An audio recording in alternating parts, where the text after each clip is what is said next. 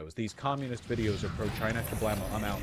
And that's a little... I really can't have a single fucking shred of sympathy for this shit because these were the same people that were pushing for everybody to get demonetized and deplatformed during COVID, for pushing what's considered misinformation, for questioning the election, or for saying that COVID isn't the way the government says it is.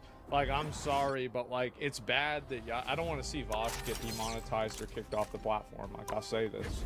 But I really don't have a lot of sympathy for him either, because, like, this was something that, like, he promoted and he supported. I know a lot of people do, but, like, I'm just giving you my opinion, right? This is my opinion. And, anyway, you know, I see this happen, and it's like, now the shoe's on the other foot. You actually think you're gonna get kicked off of YouTube for being un-American? Like, by the way, what? How fucking retarded? Like, you really think this is gonna happen?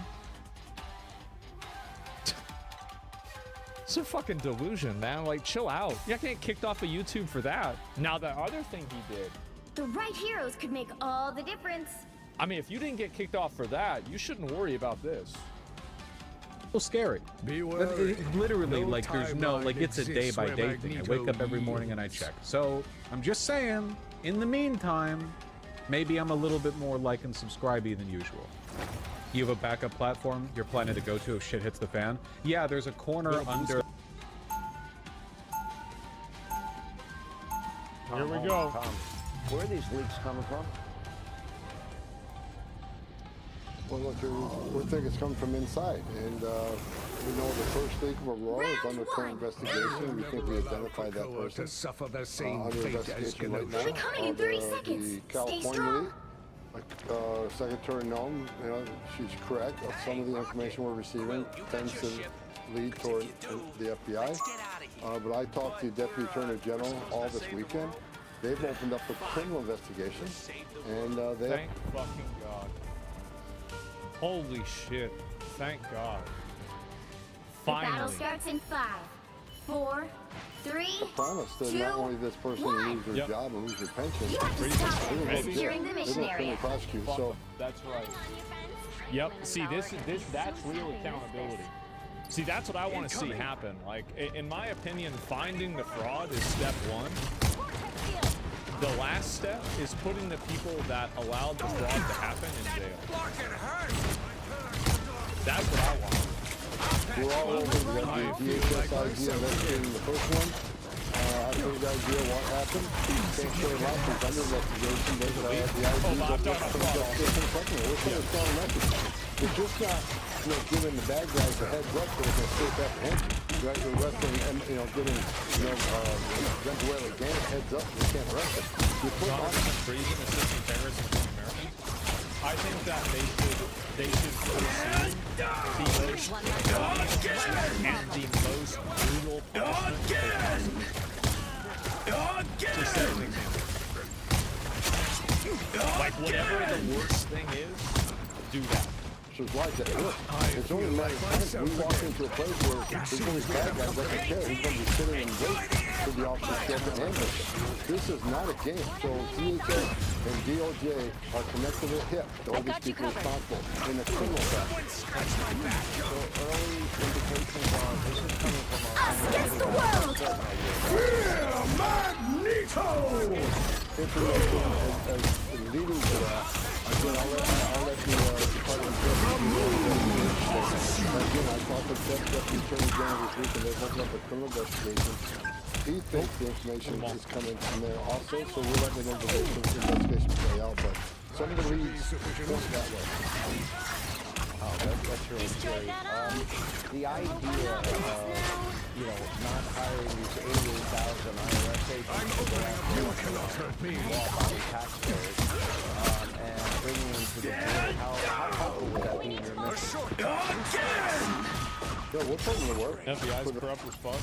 I think there's people that are at the FBI that are corrupt. I don't think they're I think that most of the people like... By the eye of Agamotto! Don't really do anything other than probably just do a middle-of-the-road average job at their job. Someone stretch my back. That's most people. Much better. Rebirth is So, a like, mutant's greatest the majority gift. of them aren't doing anything crazy. They're not, like, superheroes. They're not fraudsters. They're just clocking in, getting paid, doing what they like to do, and that's about it. Law enforcement officers are certainly putting work in helping secure some of these at-large operations. They don't have immigration authority, but they can certainly cover the backstory and certainly transport. You are under my protection. Thank you. Only 60 seconds left. Intelligence and wraparound infrastructure planning. We'll test them. We can use all the help we can get because this is a big operation. So I hope we get some of them. I think it's President Secretary really good. This is all government approach because this is a national security vulnerability, our open border, and having all these over 2 million known gotaways. You and I talked about this a lot, Sean, helping us find these people who paid more to get away. Over 2 million, we know who they are, where they came from, why they're here, but we need to find those folks, so we'll take every man and woman available to come. I keep going back to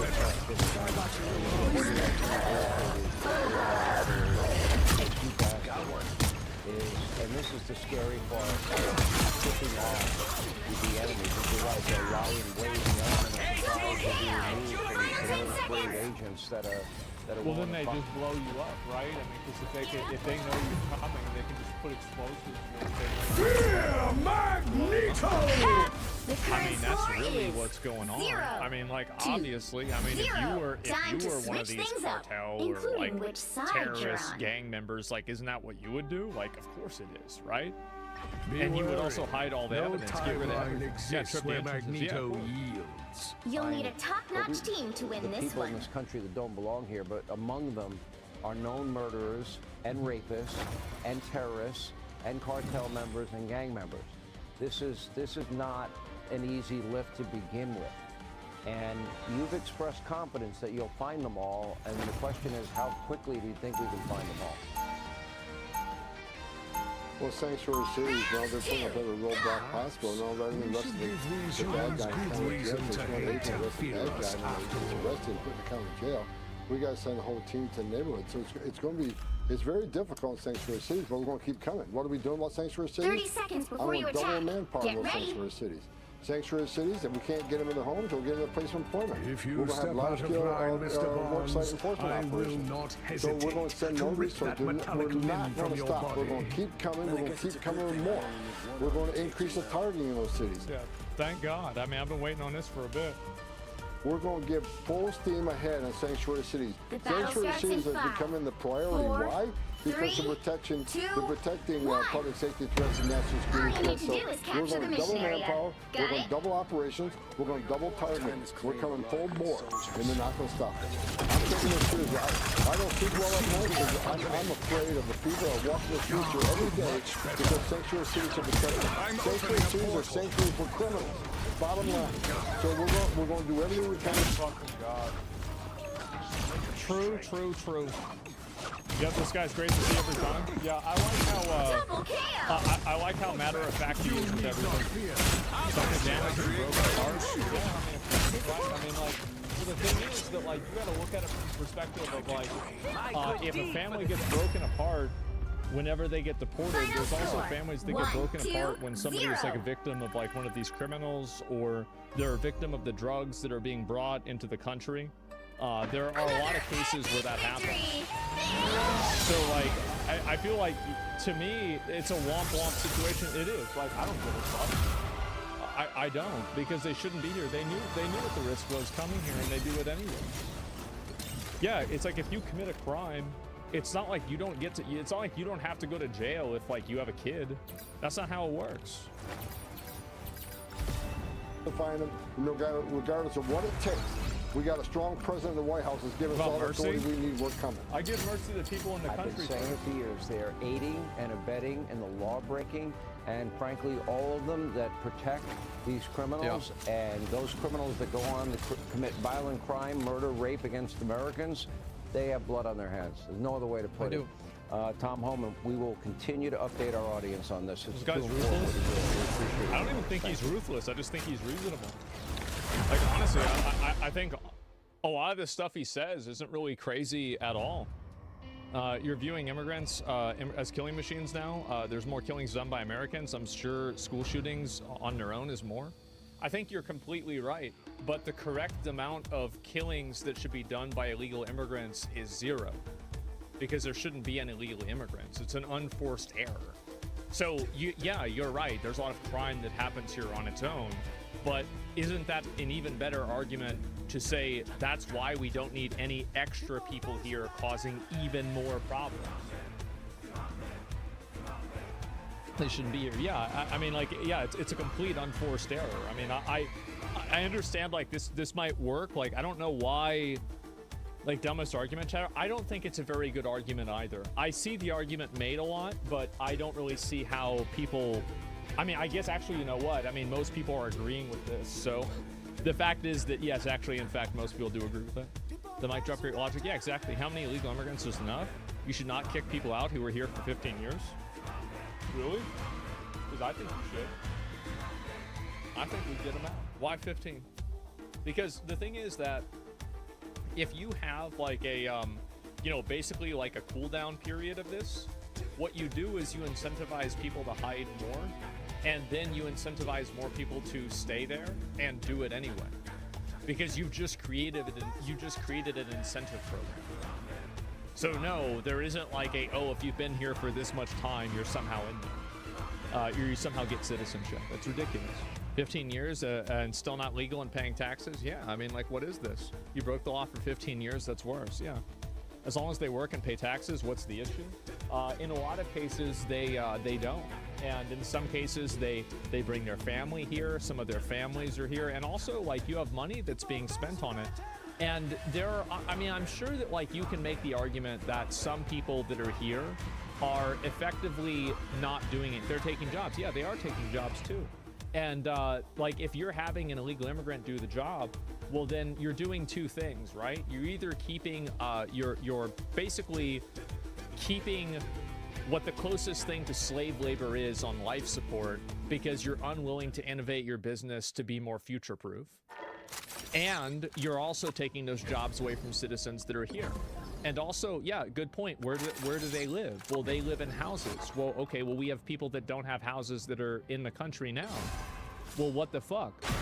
Like, I mean, it's just, this is not even a question. What about DACA? People have valid work permits? I think that nobody has a problem with people that have work permits to come into the country and work temporarily. I think everybody is okay with that. I mean, maybe some people aren't. I mean, I'm sure some people are not okay with it. But I mean, overall, I think everybody, yeah, that's a permit. Obviously that's fine. I wouldn't say no one. No, you're right. There's definitely not a no one situation. But I think that it's very, what do you call it? It's very uncommon that people are okay with that. And so, yeah. X, are you okay? This is X, and he's a great guy, high IQ. He's a high IQ individual.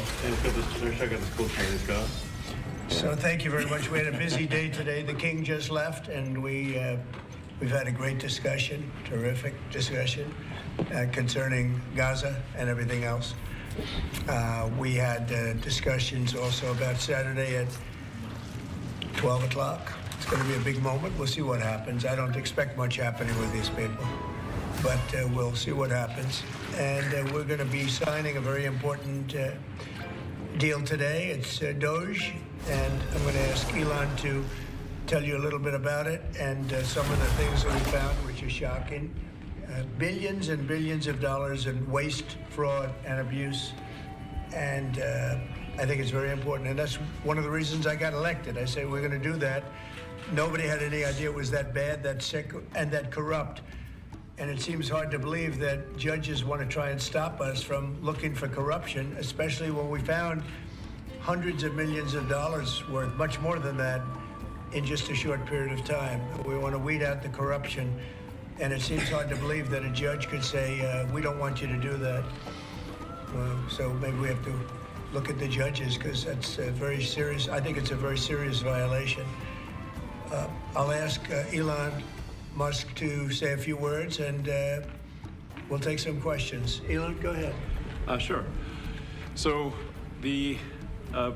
at a high level, to say what is the goal of Doge, and I think a significant part of the presidency is to restore democracy This may seem like, well, aren't we in a democracy? Well, if you don't have a feedback loop, FX, we would have to, if you it's all right. So, I tell you, gravitas can be difficult sometimes. If there's not a good feedback loop from the people to the government, and if you have rule of the bureaucrat, if the bureaucracy is in charge, and then what meaning does democracy actually have? If the people cannot vote and have their will be decided by their elected representatives in the form of the president and the Senate and the House, then we don't live in a democracy. We live in a bureaucracy. So it's incredibly important that we close that feedback loop, we fix that feedback loop, and that the public's elected representatives, the President, the House, and the Senate, decide what happens, as opposed to a large, unelected bureaucracy. This is not to say that there are good people who are in the federal bureaucracy, but you can't have an autonomous federal bureaucracy. You have to have one that is responsive to the people. That's the whole point of democracy. And if you looked at this, if you asked the founders today and said, well, what do you think of the way things have turned out? Well, we have this unelected, fourth unconstitutional branch of government, which is the bureaucracy, which has, in a lot of ways, currently more power than any elected representative. And this is not something that people want, and it does not match the will of the people. So it's just something we've got to fix. And then we've also got to address the deficit. So we've got a $2 trillion deficit, and if we don't do something about this deficit, the country's going bankrupt. I mean, it's really astounding that the interest payments alone on national debt exceed the defense department budget, which is shocking because we spend a lot of money on defense. But and if that just keeps going, we're essentially going to bankrupt the country. So what I really want to say is, like, it's not optional for us to reduce the federal expenses. It's essential. It's essential for America to remain solvent as a country, and it's essential for America to have the resources necessary to provide things to its citizens and not simply be servicing vast amounts of debt. And also, could you mention some of the things that your team has found, some of the crazy numbers, including the woman that walked away with about $30 million? Right. Well, we do find it sort of rather odd that there are quite a few people in the bureaucracy who have ostensibly a salary of a few $100,000, but somehow manage to accrue tens of millions of dollars in net worth while they are in that position, which is, what happened to USAID. We're just curious as to where it came from. I think they're very good at investing, in which case we should take their investment advice, perhaps. But just seems to be mysteriously they get wealthy, and we don't know why. Where did they come from? I think the reality is that they're getting wealthy at tax expense. That's the honest truth of it. So, we're looking at, if you look at, say Treasury, for example, basic controls that should be in place, that are in place in any company, such as making sure that any given payment has a payment categorization code, that there is a comment field that describes the payment, and that if a payment is on the do not pay list, that you don't actually pay it. None of those things are true currently. So the reason that departments can't pass audits is because the payments don't have a categorization code. It's like just a massive number of blank checks just flying out the building. So you can't reconcile blank checks. You've got comment fields that are also blank, so you don't know why the payment was made. And then we've got this truly absurd, a do not pay list, which can take up to a year for an organization to get on the do not pay list. And this, we're talking about terrorist organizations, we're talking about known fraudsters, known aspects of waste, known things that do not match any congressional appropriation. It can take up to a year to get on the list, and even once on the list is not used. It's mind-blowing. So what we're talking about here, we're really just talking about adding common sense controls that should be present, that haven't been present. So you say, like, well, how could such a thing arise? That seems crazy. when you understand that really everything is geared towards complaint minimization, so then you understand the motivations. So if people receive money, they don't complain, obviously. But if people don't receive money, they do complain. And the fraudsters complain the loudest and the fastest. So then when you understand that, then it makes sense. Oh, that's why everything just, they approve all the payments at Treasury. Because if you approve all the payments, you don't complain. But now we're saying that, no, actually, we are going to complain. If money is spent badly, if your taxpayer dollars are not spent in a sensible and frugal manner, then that's not okay. Your tax dollars need to be spent wisely on things that matter to the people. I mean, these things, like, it's just common sense. It's not draconian or radical like this. It's really just saying, let's look at each of the expenditures and say, is this actually in the best interest of the people? And if it is, it's approved. If it's not, we should think about it. So, there's crazy things like just cursory examination of Social Security, and we've got people in there that are 150 years old. Now, do you know anyone who's 150? I don't. Okay. They should be on the Guinness Book of World Records. They're missing out. I'm ready to put on a show.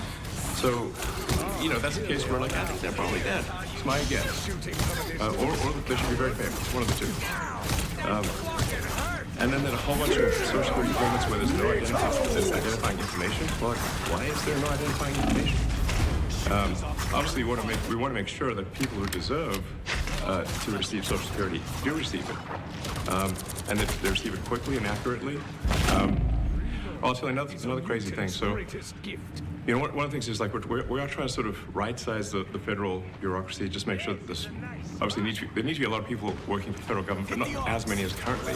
So we're saying, well, okay, let's, if people can retire, with full benefits and everything, that would be good. They can retire, get their retirement payments, everything. And then we were told, this is actually a great anecdote, because we were told the most number of people that could retire possibly in a month is 10,000. We're like, well, why is that? Well, because all the retirement paperwork is manual on paper. It's manually calculated, then written down on a piece of paper. Then it goes down a mine. I'm like, what do you mean a mine? Like, yeah, there's a limestone mine where we store all the retirement paperwork. And you look at a picture of this mine. We'll put some pictures afterwards. And this mine looks like something out of the 50s because it was started in 1955. It looks like it's like a time warp. And then the speed, the limiting factor is the speed at which the mine shaft elevator can move determines how many people can retire from the federal government. And the elevator breaks down sometimes, and then nobody can retire. Doesn't that sound crazy? There's like 1,000 people that work on this. So I think if we take those people and say, like, you know what, instead of working in a mine shaft and carrying manila envelopes to boxes in a mine shaft, you could do practically anything else. And you would add to the goods and services of the United States in a more useful way. So, anyway, so I think, that's an example. Like, at a high level, if you say, like, how do we increase prosperity, is we get people to shift from roles that are low to negative productivity to high productivity roles. And so you increase the total output of goods and services, which means that there's a higher standard of living available for everyone. That's the actual goal. Everyone's very quiet. So people normally this quiet? Your detractors, Mr. Musk. I have to what? Including a lot of Democrats. I have detractors? You do, sir. I don't believe it. Say that you're orchestrating a hostile takeover of government and doing it in a non-transparent way. What's your response to that criticism? Well, first of all, you couldn't ask for a stronger mandate from the public. The public voted, we have a majority of the public voting for President Trump. We won the House, we won the Senate. 3, 2, 1. The people voted for major government reform. There should be no doubt about that. That was on the campaign. The president spoke about that at every rally. The people voted for major government reform, and that's what people are going to get. They're going to get what they voted for. And a lot of times, people that don't get what they voted for, but in this presidency, they are going to get what they voted for. And that's what democracy is all about. Mr. Musk, the White House says that you will identify and excuse yourself from any conflicts of interest that you may have. Does that mean that you are in effect policing yourself? What are the checks and balances that are in place to ensure that there's accountability and transparency? Well, we actually are trying to be as transparent as possible. In fact, our actions, we post our actions to the Doge handle on X and to the Doge website. So all of our actions are maximally transparent. In fact, I don't think there's been, I don't know of a case where an organization's been more transparent than the Doge organization.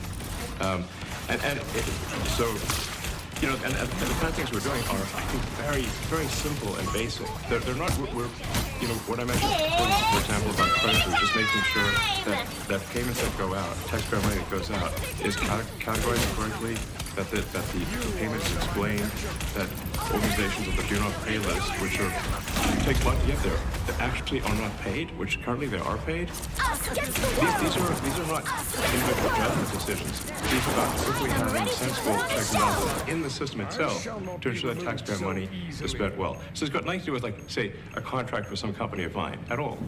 But if there is a conflict of interest when it comes to you yourself, for instance, you've received billions of dollars in federal contracts. When it comes to the Pentagon, for instance, which the president, I know, has directed you to look into. Yeah. Are you policing yourself in that? Is there any sort of accountability check and balance in place that would provide any transparency for the American people? Well, all of our actions are fully public. So if you see anything, you say, like, wait a second, hey, Elon, that seems like maybe that's, you know, there's a conflict there. It's not like people are going to be shy about saying that. They'll say it immediately. Yeah.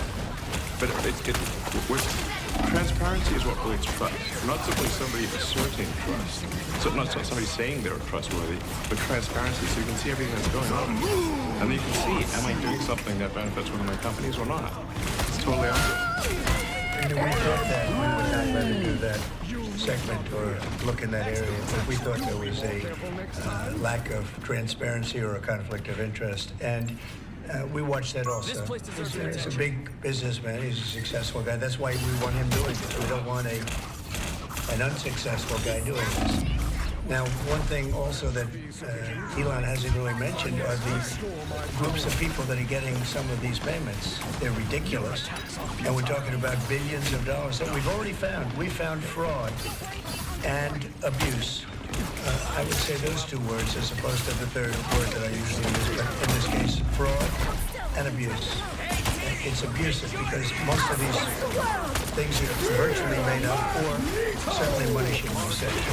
And you know what I'm talking about. It's crazy.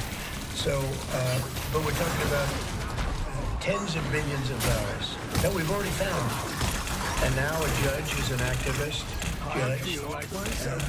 wants to try and stop us from doing this. Why? Why would they want to do that? I campaigned on this. I campaigned on the fact that I said government is corrupt. And it is very corrupt. It's very, very, it's also foolish. As an example, a man has a contract for 3 months and the contract ends, but they keep paying him for the next 20 years, you know, because nobody ends a contract. You get a lot of that. You have a contract that's a 3-month contract. Now, normally if you're in a small, in all fairness, it's the size of this thing is so big. But if you have a contract and you're in a regular business, you end the contract in 3 months, you know it's a consultant. Here's a contract for 3 months, but it goes on for 20 years. And the guy doesn't say that he got money for 20 years, you know? They don't say it. They just keep getting checks month after month, and you have various things like that, and even much worse than that, actually, much worse. And I guess you call that incompetence, maybe. It could be corruption. It could be a deal's made on both sides, you know, where guy gets the money, he kicks. I think there's a lot of kickback here. I see a lot of kickback here. There's a lot of kickback. Yeah, tremendous kickback, because nobody could be so stupid to give out some of these contracts, so he has to get a kickback. So that's what I got elected for, that and borders and military and a lot of things, but this is a big part of it. And I hope that the court system is going to allow us to do what we have to do. We got elected to among other things, find all of this fraud, abuse, all of this horrible stuff going on. And we've already found billions of dollars, not like a little bit, billions, many billions of dollars. And when you get down to it, it's going to be probably close to $1 trillion. It could be close to $1 trillion that we're going to find. That will have quite an impact on the budget. And you'll go to a judge where they handpick a judge, and he has certain leanings. I'm not knocking anybody for that, but he has certain leanings, and he wants us to stop looking. How do you stop looking? I mean, we've already found it. We have a case in New York where a hotel has paid $59 million. $59 million because it's housing migrants, illegal migrants. All illegal, I believe. And they were being paid twice the normal room rate at 100% occupancy. Unbelievable. So it's a racket. Yeah. If I may sort of just going for the president's comments, at a higher level, okay,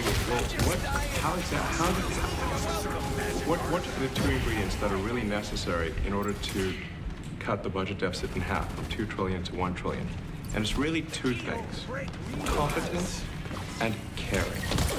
And if you add competence and caring, you'll cut the budget deficit in half. And I fully expect to be scrutinized and get a daily proctology exam, basically. Might as well just camp out there. So it's not like I think I can get away with something. I'll be scrutinized nonstop. But with the support of the president, we can cut the budget deficit in half from 2 trillion to 1. And then with deregulation, because there's a lot of sort of regulations that don't ultimately serve the public good. We need to free the builders in America to build. And if we do that, that means we can get the economic growth to be maybe 3-4%, maybe 5%. And that means if you get $1 trillion of economic growth and you cut the budget deficit by $1 trillion, between now and next year, there is no inflation. There's no inflation in 26. And if the government is not borrowing as much, it means that interest costs decline. So everyone's mortgage, their car payment, their credit card bills, anything, their student debt, the monthly payments. I'm ready to put on a show. That's a fantastic scenario for the average American. I mean, imagine if they're going down the grocery aisle, the prices from one year to the next are the same, and their mortgage, all their debt payments dropped. How great is that for the average American? We had no idea we were going to find this much. And it's open. It's not like complicated. It's not simple complicated. Stuff. It's like a lot of work. You can't believe it. A lot of work, a lot of smart people involved. Very, very smart people. But you're talking about anywhere, maybe $500 million. It's crazy the kind of numbers you're talking about. You know, normally when you're looking at something, you'll find you're looking for 1 out of 100. Here, you're almost reversing it. You look for one that's good. And you can look at the title, and you say, why are we doing this? Why are we doing that? And the public gets it. You know, the public gets it. You've seen the polls. The public is saying, why are we paying all this money? This for years, this has gone on. This is President Trump. Yeah, go ahead. Wait, go ahead. Senator Rand Paul today said that DOGE cuts will ultimately need a vote in Congress. Do you agree with that? Is that the plan? I really don't know. I know this. We're finding tremendous fraud and tremendous abuse. If I need a vote of Congress to find fraud and abuse, it's fine with me. I think we'll get the vote, although there'll be some people that wouldn't vote. And how could a judge want to hold us back from finding all of this fraud and finding all of this incompetence? Why would that happen? Why would even Congress want to do that? Now, Congress, if we do need a vote, I think we'd get a very easy vote because we have a track record now. We've already found billions of dollars of abuse, incompetence, and corruption. A lot of corruption. If a judge does block one of your policies, part of your agenda, will you abide by that ruling? Will you comply? Well, I always abide by the courts, and then I'll have to appeal it. But then what he's done is he slowed down the momentum. And it gives crooked people more time to cover up the books. You know, if a person's crooked and they get caught, other people see that, and all of a sudden it becomes harder later on. So, yeah, the answer is I always abide by the courts, always abide by them, and will appeal. But appeals take a long time, and I would hope that a judge if you go into a judge and you show him, here's a corrupt situation, we have a check to be sent, but we found it to be corrupt. Do you want us to send this corrupt check to a person, or do you want us not to give it and give it back to the taxpayer? I would hope a judge would say, don't send it, give it back to the taxpayer. Yeah. If I can add to that, what we're finding is that a bunch of the fraud is not even going to Americans. So I think we can all agree that if there's going to be fraud, it should at least go to Americans. But a bunch of the fraud rings that are operating in the United States and taking advantage of the federal government, especially in the entitlements programs, are actually foreign fraud rings. They're operating in other countries and actually exporting money to other countries. Got it? We should stop that. and this is big, with big numbers. We're talking about $100 to $200 billion a year. Serious money. Mr. Musk, you said on X that an example of the fraud that you have cited was $50 million funding was sent to Gaza. But after fact-checked this, apparently Gaza is in Mozambique, and the program was to protect them against HIV. So can you correct this statement that wasn't sent to Hamas, actually was sent to Mozambique, which makes sense why condoms was sent there? Yeah. And how can we make sure that all the statements that you said are correct, so we can trust what you say? Well, first of all, some of the things that I say will be incorrect and should be correct. So nobody's going to bat 1,000. I mean, we will make mistakes, but we'll act quickly to correct any mistakes. I'm not sure we should be sending $50 million worth of condoms to anywhere, frankly. I'm not sure that's something Americans would be really excited about.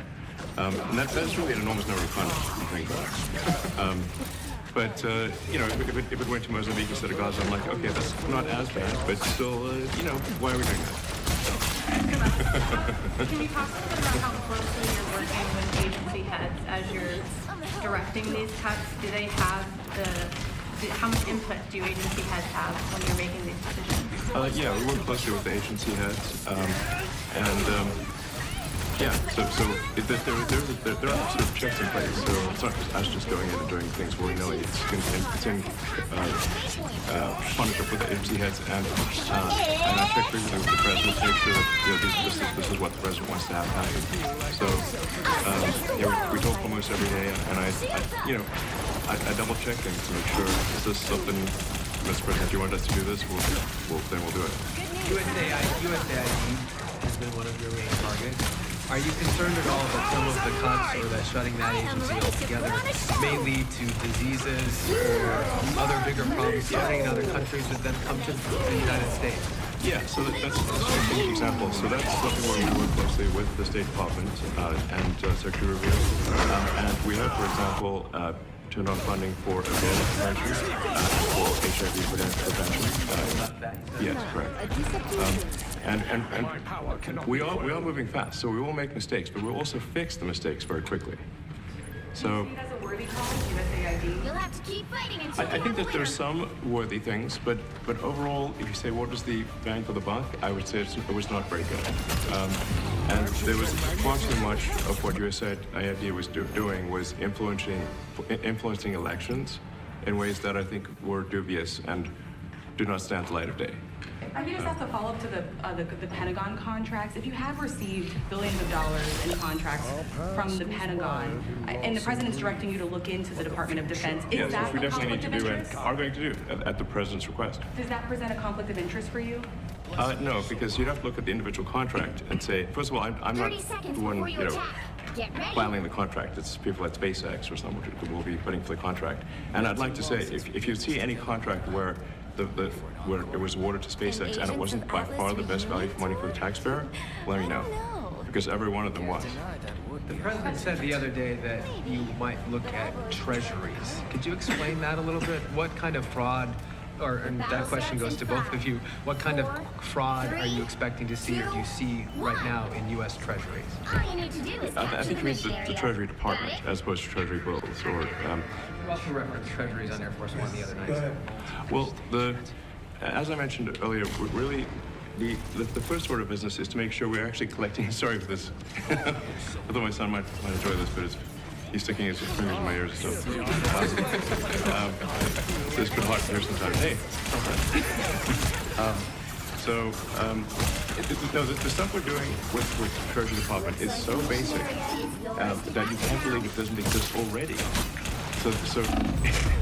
So for example, like I mentioned, just making sure that when a payment goes out, it has to have the payment categorization codes. Like, what type of payment is this? You can't just leave the field blank. Currently, many payments, the field is left blank. And you have to describe what's the payment for, some basic rationalization. That also is left blank. So this is why, the Pentagon, when's the last time the Pentagon passed an audit? I mean, a decade ago, maybe? I don't know, ever? Really? And we want to just, in order to actually pass audits, you have to have financial information that allows you to trace the payments. And once in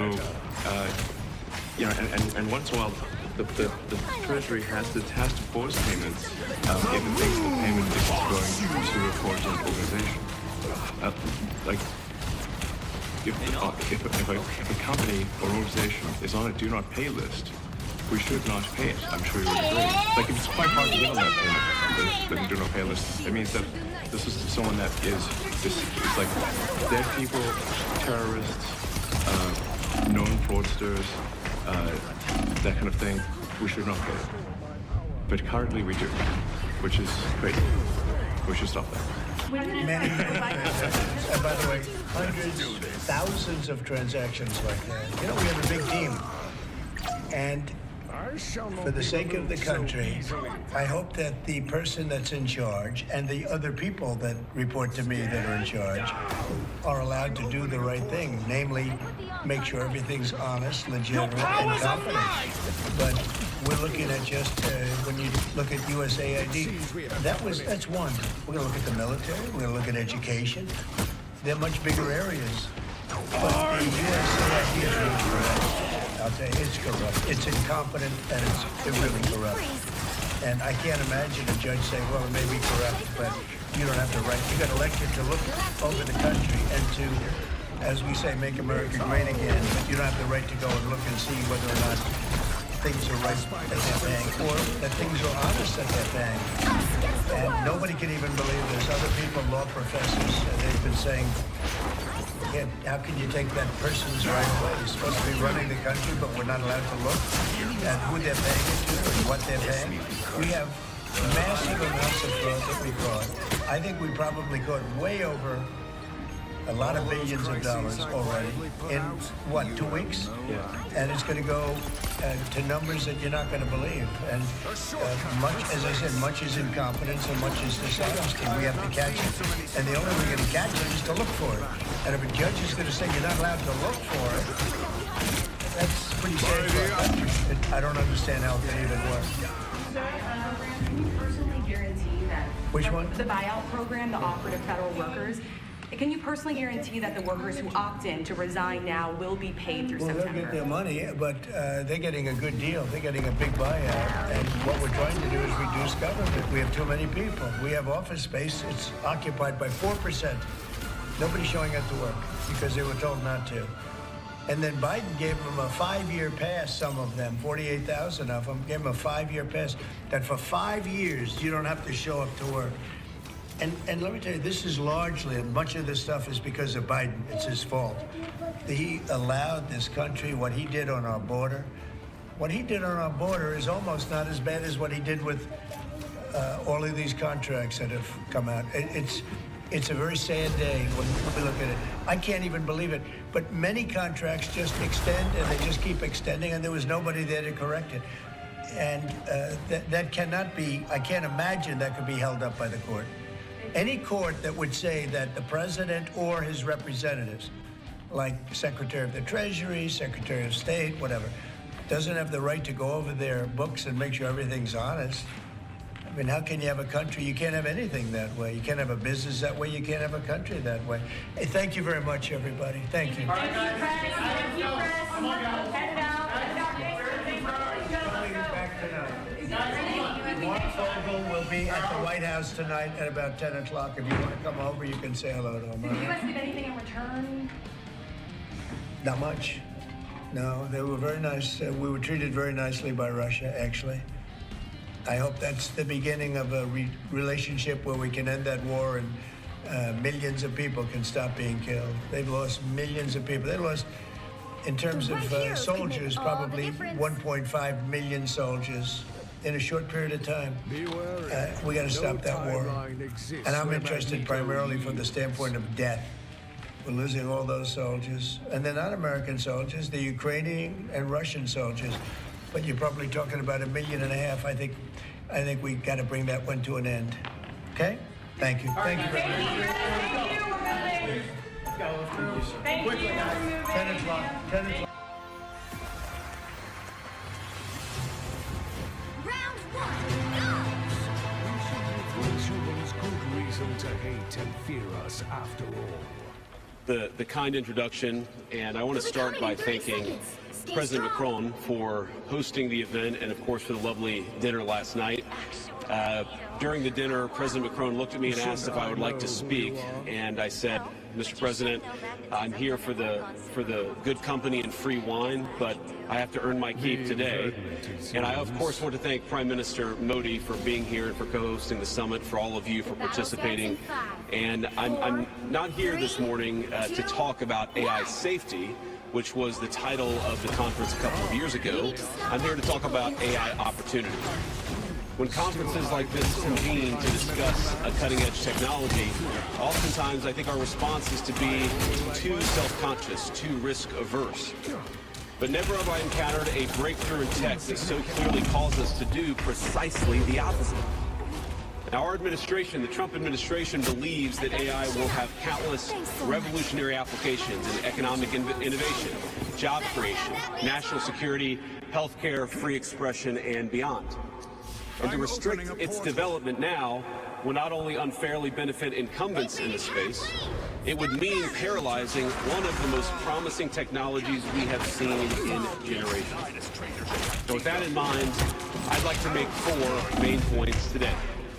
Number 1, this administration will ensure that American AI technology continues to be the gold standard worldwide, and we are the partner of choice for others, foreign countries, and certainly businesses as they expand their own use of AI.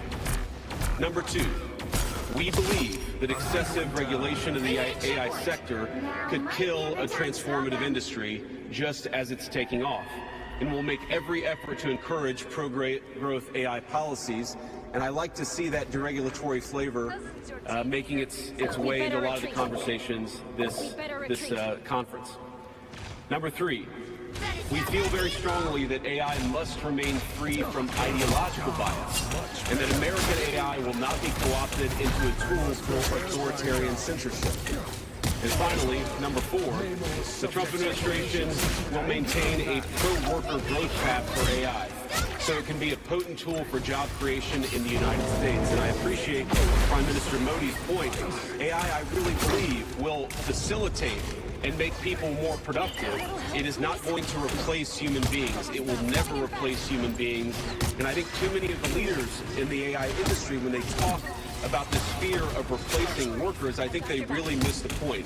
AI, we believe, is going to make us more productive, more prosperous, and more free. The United States of America is the leader in AI, and our administration plans to keep it that way. The U.S. possesses all components across the full AI stack, including advanced semiconductor design, frontier algorithms, and of course, transformational applications. Now, the computing power this stack requires is integral to advancing AI technology. And to safeguard America's advantage, the Trump administration will ensure that the most powerful AI systems are built in the U.S. with American-designed and manufactured chips. Now, just because we're the leader doesn't mean we want to or need to go it alone, of course. And let me be emphatic about this point. America wants to partner with all of you. We want to embark on the AI revolution before us with the spirit of openness and collaboration. But to create that kind of trust, we need international regulatory regimes that fosters the creation of AI technology rather than strangles it. And we need our European friends in particular to look to this new frontier with optimism rather than trepidation. Now, the development of cutting-edge AI in the U.S. is no accident. By preserving an open regulatory environment, we've encouraged American innovators to experiment and to make unparalleled R&D investments. Of the $700 billion, give or take, that's estimated to be spent on AI in 2028, over half of it will likely be invested in the United States of America. Now, this administration will not be the one to snuff out the startups and the grad students producing some of the most groundbreaking applications of artificial intelligence. Instead, our laws will keep big tech, little tech, and all other developers on a level playing field. Now, with the President's recent executive order on AI, we're developing an AI action plan that avoids an overly precautionary regulatory regime while ensuring that all Americans benefit from the technology and its transformative potential. Now, we invite your countries to work with us and to follow that model if it makes sense for your nation. However, the Trump administration is troubled by reports that some foreign governments are considering tightening the screws on U.S. tech companies with international footprints. Now, America cannot and will not accept that, and we think it's a terrible mistake, not just for the United States of America, but for your own countries. Now, U.S. innovators of all sizes already know what it's like to deal with onerous international rules. Many of our most productive tech companies are forced to deal with the EU's Digital Services Act and the massive regulations it created about taking down content and policing so-called misinformation. And of course, we want to ensure the internet is a safe place, but it is one thing to prevent a predator from preying on a child on the internet, and it is something quite different to prevent a grown man or woman from accessing an opinion that the government thinks is misinformation. Meanwhile, for smaller firms, navigating the GDPR means paying endless legal compliance costs or otherwise risking massive fines. Now, for some, the easiest way to avoid the dilemma has been to simply block EU users in the first place. Is this really the future that we want? Ladies and gentlemen, I think the answer for all of us should be no. And there's no issue where we worry about more than regulation when it comes to energy. And again, I appreciated the comments of so many at the conference because they recognize that we stand now at the frontier of an AI industry that is hungry for reliable power and high-quality semiconductors. Yet too many of our friends are deindustrializing on the one hand and chasing reliable power out of their nations and off their grids with the other.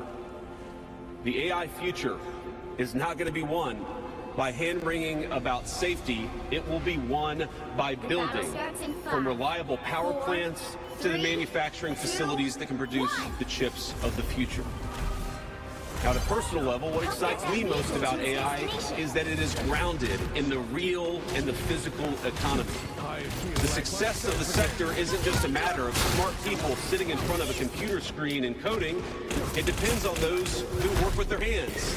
Even as robotics will change our factories. It will certainly make our healthcare providers better at treating diseases, but it will also depend on the data produced by those healthcare providers, by those doctors and nurses. I believe it will help us create and store new modes of power in the future, but right now, AI cannot take off unless the world builds the energy infrastructure to support it. Now, it's my view that tech innovation over the last 20 years has often conjured images of smart people staring at computer screens, engineering in the world of bits. But the AI economy will primarily depend on and transform the world of atoms.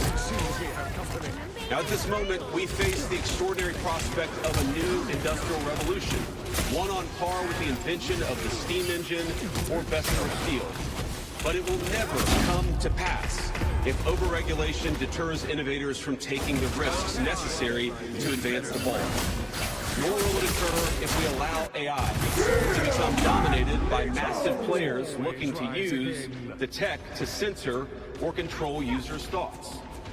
And I'd ask if you step back a moment and ask yourself, who is most aggressively demanding that we, meaning political leaders gathered here today, do the most aggressive regulation? It is very often the people who already have an incumbent advantage in the market. And when a massive incumbent comes to us asking us for safety regulations, we ought to ask whether that safety regulation is for the benefit of our people or whether it's for the benefit of the incumbent. Now, over the last few years, we've watched governments, businesses, and nonprofit organizations have advanced unpopular and I believe downright ahistorical social agendas through AI. In the U.S., we had AI image generators trying to tell us that George Washington was black or that America's doughboys in World War I were in fact women. Now, we laugh at this now, and of course it was ridiculous, but we have to remember the lessons from that ridiculous moment. And what we take from it is that the Trump administration will ensure that AI systems developed in America are free from ideological bias and never restrict our citizens' right to free speech. We can trust our people to think, to consume information, to develop their own ideas, and to debate with one another in the open marketplace of ideas. And we've also watched as hostile foreign adversaries have weaponized AI software to rewrite history, surveil users, and censor speech. This is hardly new. As they do with other tech, some authoritarian regimes have stolen and used AI to strengthen their military, intelligence, and surveillance capabilities, capture foreign data, and create propaganda to undermine other nations' national security. I want to be clear. This administration will block such efforts, full stop. We will safeguard American AI and chip technologies from theft and misuse, work with our allies and partners to strengthen and extend these protections, and close pathways to adversaries attaining AI capabilities that threaten all of our people. And I would also remind our international friends here today that partnering with such regimes, it never pays off in the long term. From CCTV to 5G equipment, we're all familiar with cheap tech in the marketplace that's been heavily subsidized and exported by authoritarian regimes. But as I know, and I think some of us in this room have learned from experience, partnering with them means chaining your nation to an authoritarian master that seeks to infiltrate, dig in, and seize your information infrastructure. Should a deal seem too good to be true, just remember the old adage that we learned in Silicon Valley: if you aren't paying for the product, you are the product. Finally, this administration wants to be very clear about one last point. We will always center American workers in our AI policy. We refuse to view AI as a purely disruptive technology that will inevitably automate away our labor force. We believe, and we will fight for policies that ensure that AI is going to make our workers more productive, and we expect that they will reap the rewards with higher wages, better benefits, and safer and more prosperous communities. From law to medicine, manufacturing, the most immediate applications of AI almost all involve supplementing, not replacing, the work being done by Americans. Now, combined with this administration's worker-first approach to immigration, we believe that a U.S. labor force prepared to use AI to its fullest extent will instead attract the attention of businesses that have offshored some of these roles. To accomplish this, the administration will make sure that America has the best trained workforce in the world. Our schools will teach students how to manage, how to supervise, and how to interact with AI-enabled tools as they become more and more a part of our everyday lives. And as AI creates new jobs and industries, our government, businesses, and labor organizations have an obligation to work together to empower the workers, not just of the United States, but all over the country, all over the world. To that end, for all major AI policy decisions coming from the federal government, the Trump administration will guarantee American workers a seat at the table, and we're very proud of that. Now, I've taken up enough of your time, so I'd like to close with just a quick story. This is a beautiful country, President Macron, and I know that you're proud of it and should be. And yesterday, as I was touring Les Invalides with General Gravette, with my 3 kids, he was kind enough to show me the sword. If you step out of line, Mr. Barnes, I will not hesitate to rip that metallic limb from your body. Then I guess it's a good thing I only need one arm to take you out. This is gonna hurt. The battle starts in 5, 4, 3, 2, 1. Help get that vehicle to its destination. I feel like myself again.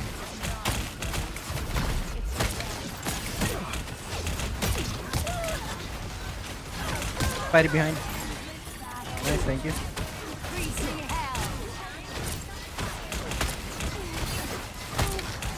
I need assistance. Don't one, guys.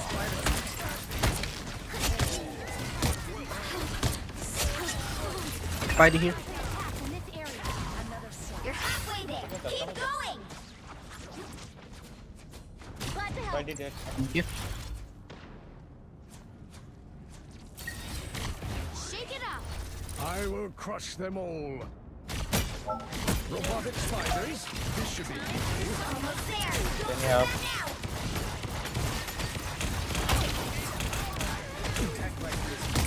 It seems we have company. Fighter swinging. On your 6. Armed and dangerous. Keep up the momentum.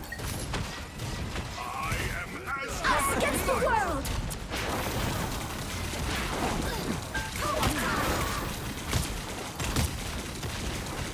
Help, friends.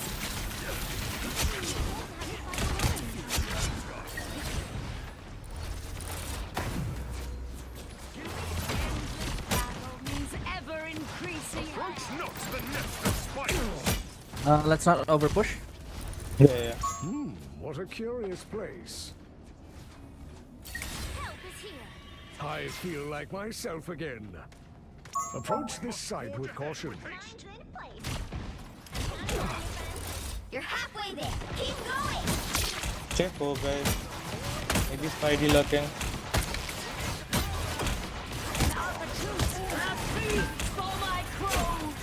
Miniature metal spider. Interesting. Ready?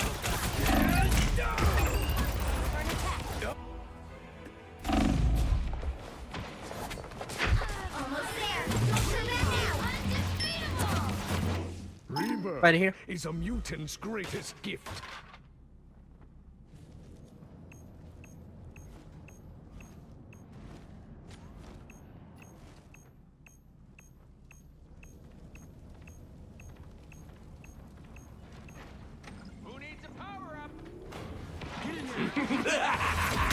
This is real firepower! Much better.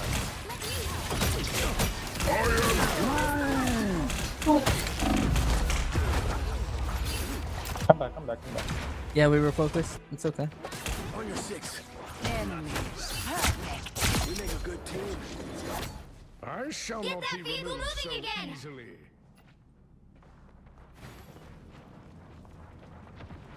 Look, come here. Root half. My force will be ready soon. Wish you had always been Asgard's ally. Right there. Armed and I myself down. You needed some help, didn't you? So cold.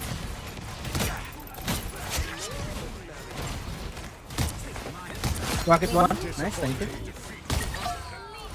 Hell are beyond counting. The vehicle reached a checkpoint. Keep up the momentum. So wait, go ahead. The point is over here. Careful.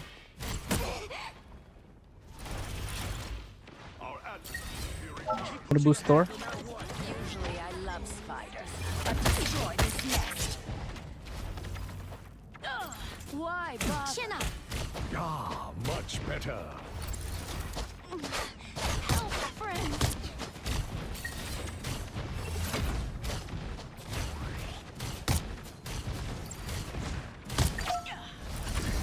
That's it.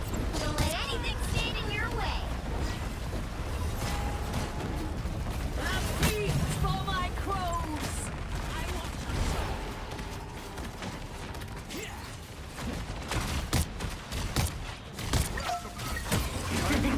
This is real firepower! This is a big change!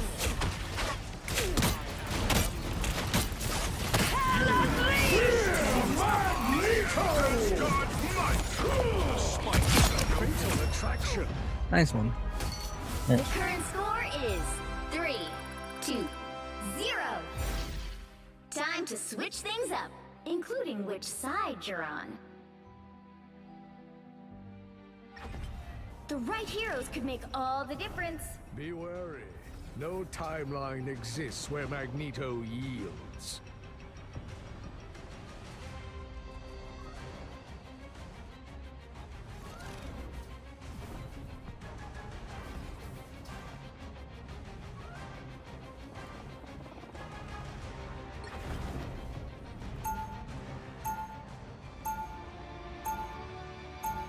We can bring support, yeah. Perhaps we should give these humans good reason to hate and fear us after all. There you go.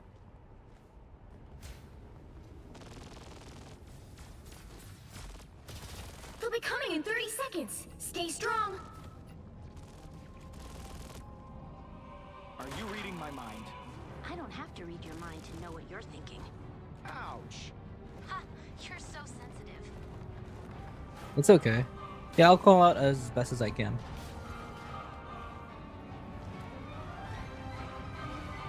I'm gonna go number if they have a ID, okay guys?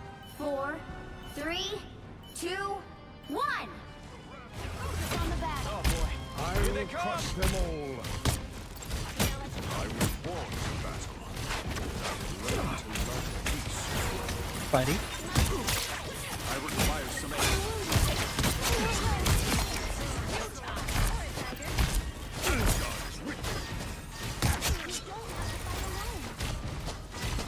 Chin up. Quantum magic.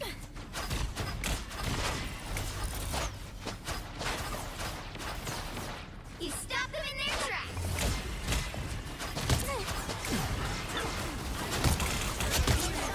I feel like myself again. Hold still. What the hell? Chin up.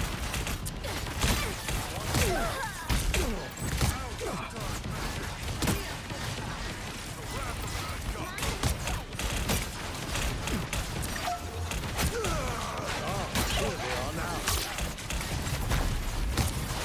Embrace the light.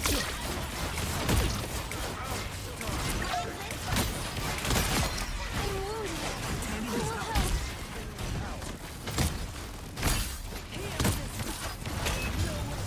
You are under my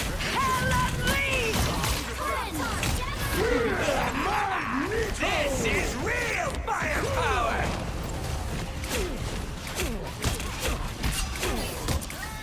Insignificant mass.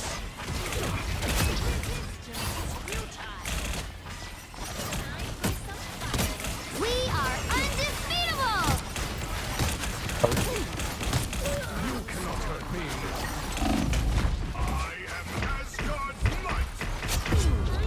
It's okay guys. It's okay, it's okay.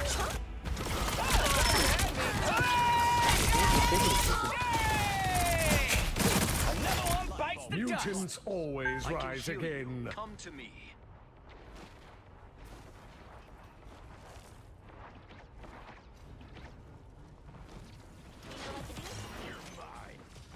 Little spider creatures. How curious. I need assistance. We lost this ship. Exactly. as Nice I one. Just embrace the light. I feel like myself again. Panther, Panther. Dead, never mind. You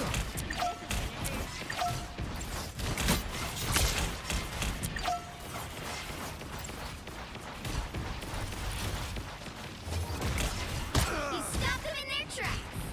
Talk on that, talk on that. Panther. God. Stun. Only 60 seconds left. By the eye of Agamotto. I got you. Never mind. Alright. Ah, here they are now. Come back, come back.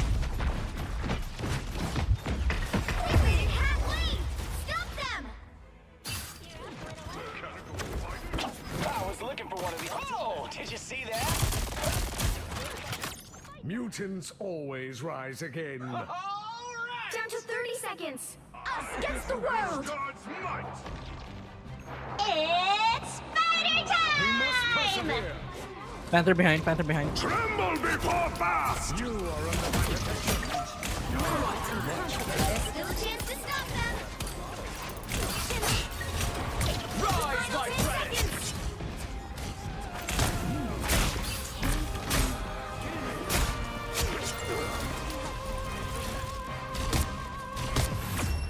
GG.